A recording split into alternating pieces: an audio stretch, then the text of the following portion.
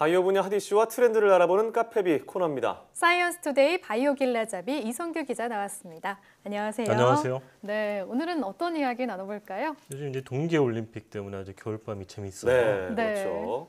올림픽 하면 뭐 이렇게 뛰어난 경기도 많이 보여지지만은 선수들이 크고 작은 부상들이 좀 많은 것 같아요. 네, 맞아요. 선수들에게는 정말 부상이 결과에 관건이 될 정도로 부상을 많이들 겪는 것 같아요. 이번 평창 올림픽 쇼트트랙 1500m 금메달리스트 임효준 선수도 무려 7번이나 부상이 있었다고 하더라고요. 그리고 또 스피드 스케이팅 이상화 선수는 무릎 연골이 닳아서 없어질 정도라고 하고요. 이제 무릎 연골 방금 말씀하셨는데 네. 이제 최근에는 무릎 연골 같은 경우에는 이걸 재생하는 그런 치료법도 나왔죠. 뭐 줄기세포를 이용을 해서. 이제 무릎 연골이 아니라 뭐 이런 신장이나 심장과 같은 이런 장기가 손상이 된다면 이건 또 어떨까? 뭐 그런 생각도 들어요. 자, 근데 연골 손상이 아니라 장기 손상이 심각한 수준이면 장기 이식을 받는 방법밖에는 없을 것 같은데요. 사실상 이제 대안이 장기 이식밖에 없죠. 네. 근데 이제 이 장기 이식에는 몇 가지 문제점이 있어요. 첫 번째 문제점은 이식할 장기가 굉장히 부족하다는 거고요. 네, 그렇죠. 두 번째는 이식을 받더라도 우리 몸의 면역계가 그 이식한 장기를 공격하는 면역 거부 반응이 일어난다는 점이죠. 네, 맞아요. 지금 그렇게 한계들이 있어서 과학자들의 오랜 목표 중 하나가 환자의 장기와 똑같은 장기를 만들어내는 것 아닌가요? 그러니까 즉 복제를 해내는 거죠. 네, 이 얘기를 들으니까 예전에 재밌게 봤던 SF 영화가 떠오르는데 아일랜드라는 영화가 생각이 나네요. 이 복제 인간 지금 방금 말씀해 주셨는데 과연 이게 현실적으로 뭐 가능할까? 되게 궁금한 일이잖아요. 그거가 이제 영화로 만든 게 SF 영화 아일랜드인데 이 아일랜드에서는 이 돈 많은 부자들이 이제 자기가 똑같은 복제 인간을 그 업체에 의뢰를 해서 만들죠. 그래서 그 인간에서 이제 그 장기를 떼갖고 자기가 뭐 단다. 뭐 이런 내용이었죠. 네, 뭐 맞아요. 이를테면 뭐 나와 똑같은 쌍둥이를 만들어서 그 쌍둥이로부터 뭐 장기를 얻는다. 뭐 이렇게 이해할 수 있겠어요. 영화상에서는 거의 똑같이 나오더라고요. 그렇죠. 네, 맞아요. 뭐 영화니까 뭐 가능한 얘기긴 한데. 네, 선택받으면 어떤 유토피아에 가는 줄 알았는데 알고 보니까 그렇게 장기 이식을 위해서 희생되는 거였다는 게 기억이 납니다. 그런데 이런 복제 인간 실제 현실에서는 불가능한 것 아닌가요?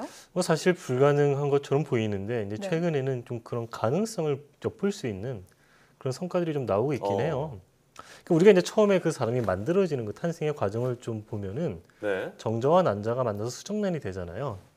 이 수정란이 이제 세포 분열을 하고 분화하는 과정을 거치면서 이게 이제 배아가 되고 그리고 이 배아가 이제 태아가 돼서 사람이 탄생을 하는 거잖아요. 네. 자, 그러니까 복제 연구의 관건은 배아라는 말씀이신데 사실 이게 현실적으로 어렵다 보니까 여러 세계 과학자들이 이 연구에 집중을 하고 있는 것 같은데요. 그럼 배아를 만들 때 어떤 구체적인 재료가 필요할까요? 그렇죠. 우리가 이제 자연적으로는 이제 정자와 난자가 수정을 하면 만들어지는 건데 사실 이제 그 방법을 이용하지 않고 이제 다른 방법을 찾겠다는 게 과학자들의 생각인 거거든요. 여기서 이제 중요한 게 줄기세포가 되는 거예요. 줄기세포요. 뭐 줄기세포는 여러 차례 설명을 했지만은 이제 줄기에서 가지가 뻗어 나가듯이 모든 인체의 세포를 분할 수 있는 그런 능력을 가졌다 해서 줄기세포라고 부르는 거죠. 그 줄기세포가 중요하다고 말씀을 하셨는데 최근 영국에서 뭐 주목할 만한 연구 성과가 있었다고요? 근데 영국 케임브리지 대학 연구팀이 쥐의 인공 배아를 만드는데 성공을 한 건데요. 이 연구팀은 이제 그 쥐의 줄기세포를 이용을 했는데 쥐의 경우에는 이 그 난자하고 정자가 만나면 이거를 이제 그 낭포라고 불러요. 이걸 분열하게 되면은 이 낭포 속에는 여러 가지 줄기세포가 있는데 이 낭포 속에 있는 줄기세포 2개를 이용을 해서 정자와 난자의 수정 없이 배아를 만드는 데 성공을 했다. 뭐 이런 내용입니다. 전문가 설명 들어보고 이어가겠습니다. 실험실에서 배아를 만들 수 있는 방법이라는 것은 실험관에게 하는 방법을 통해서 정자와 난자가 수정이 되도록 하는 방법밖에 없습니다. 현재로서는. 근데 지금 여기 이 논문에서 제시한 방법은 배아 줄기세포 내지는 만능성 줄기세포를 통해서 배아와 유사한 거를 우리가 수정이라는 절차 없이 만들어냈다는 거거든요. 그러니까 난자와 정자 없이도 우리가 배아를 만들 수 있다라는 그 가능성을 보여준 논문이라고 보시면 될 것 같습니다. 근데 방금 이제 그 인터뷰에서 배아와 유사한 것이라고 얘기를 했잖아요. 그러니까 이게 배아는 아니고 이제 뭐 유사 배아 또는 인공 배아라고 부르는 건데 이제 연구팀이 이걸 만들고 나서 13일까지는 이거를 배양을 하고 나서 14일째는 폐기를 했어요. 현지에서 이제 배아를 인공 배아든 뭐 자연적인 배아든 14일 이상 연구하는 건 금지가 됐기 때문에 그렇게 한 거고요. 근데 미국 록펠러 대학 연구팀은 지금은 그 쥐를 대상으로 해서 쥐의 인공배를 만든 거잖아요. 네. 사람의 이제 줄기세포를 이용해서 사람의 인공배를 만들겠다. 이런 연구를 추진할 계획입니다. 네, 앞으로 어떻게 될지 궁금해지는 연구인데요. 그런데 이런 연구가 계속되면 윤리적 논란을 피해갈 수 없을 것 같아요. 특히 인공 배아라고 하지만 어쨌든 네. 배아 줄기세포를 만약에 활용을 한다면 기존 실제 배아에서 줄기세포를 추출하는 거니까 좀 윤리적 논란이 될 것 같은데요. 그래서 이제 인터뷰 내용을 들어보면은 뭐 배아 줄기세포나 만능 줄기세포를 이용해서 만든다 이런 얘기가 나오잖아요. 네. 네. 그래서 이제 배아 줄기세포 같은 경우에는 그건 윤리적 논란이 있을 수 있기 때문에 배제를 하고 네. 앞으로 이제 만능 줄기세포를 이용해서 연구가 진행될 것으로 내다볼 수가 있고요. 이 줄기세포 논란 외에도 네. 인공배아 자체가 가지는 몇 가지 유전 논란이 있을 수가 있어요. 좀 몇 가지만 설명해 드리자면은 이 인공배아를 그럼 생명체로 볼 것인지 그리고 자연적인 배아하고 얘는 어떻게 다른 건지 네. 인공배아를 많이 연구를 한다면 이 연구를 어느 정도 수준까지 진행을 할 건지 뭐 이런 네. 거에 대한 어떤 네. 사회적 논의가 필요하다는 거죠. 네, 이게 기술적인 문제뿐 아니라 윤리적인 문제까지 좀 제기가 되는 상황일 것 같은데요. 아무래도 인공배아로 이제 장기 이식을 한다면은 그 영화에서 봤던 그 아일랜드만큼 되기는 좀 시간이 걸릴 거라는 생각이 드네요.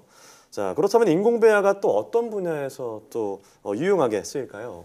일단 배아 연구의 어떤 획기적인 전환점이 될 것이다 이렇게 우리가 예상을 해볼 수가 있겠죠. 네. 왜냐하면 현재도 배아를 연구하려면 그 얻을 수 있는 배아가 극히 제한적이라서 연구가 쉽지가 않거든요.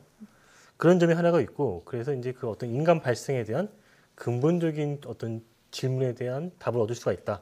이런 게 한 측면이 있고 또 결혼이 늦어지면서 지금 난임이 큰 문제가 되고 있잖아요. 네, 네. 맞아요. 이 난임은 또 이 배아 단계하고 굉장히 연관성이 크거든요. 그러니까 난임을 치료하는데도 큰 도움이 될 것이다.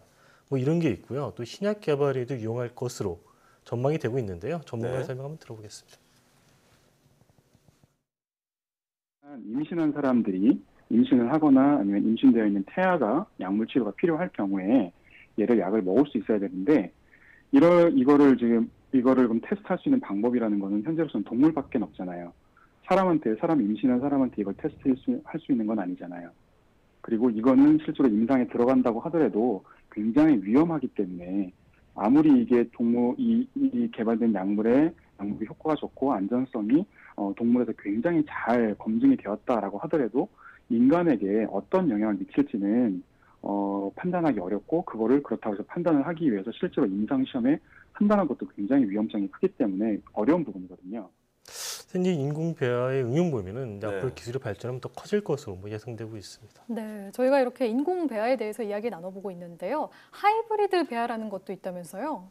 그러니까 이제 뭐 키메라 이런 얘기 한번 들어봤을 텐데요. 네. 쉽게 얘기하면 사람의 줄기세포를 동물의 배아에 넣는 거예요. 그래서 우리가 원하는 장기를 동물의 몸속에서 뭐 키우겠다. 네. 쉽게 말하면 이런 건데 올해 초 이제 미국 스탠퍼드 대학교하고 일본 도쿄대 연구팀은 그 인간의 줄기세포를 양의 배아 이식해서 요거를 한 2주 정도 키우는 데 성공을 했고요. 네. 지난해 또 미국 솔크 연구소는 사람의 줄기세포를 돼지 배아에 넣어서 또 이걸 키우는 데 성공을 했었죠. 뭐 이들 연구의 목적은 아까도 설명드렸지만 동물의 몸속에서 우리가 원하는 인간의 장기를 만들어내겠다. 뭐 이런 겁니다. 근데 뭐 이런 하이브리드 배아 역시 그런 윤리적인 문제는 여전히 논란이 남아 있는 거죠. 네. 네. 그리고 뭐 이런 인공 배아 연구가 실제 의학적으로 아까 말씀드린 뭐 난임이나 뭐 이런 배아 그 치약 이런 데 쓰이려면은 어떤 법적 규제에 대한 그런 게 많이 풀려야 되거든요. 현재 배아 연구는 전 세계적으로 한 2주 정도까지만 네. 허용이 돼 있거든요. 2주 이후부터 이걸 생명체로 보기 때문에 그래서 이런 거에 대해서 어떻게 할 건지 국제사회의 어떤 그런 컨센서스가 필요하다.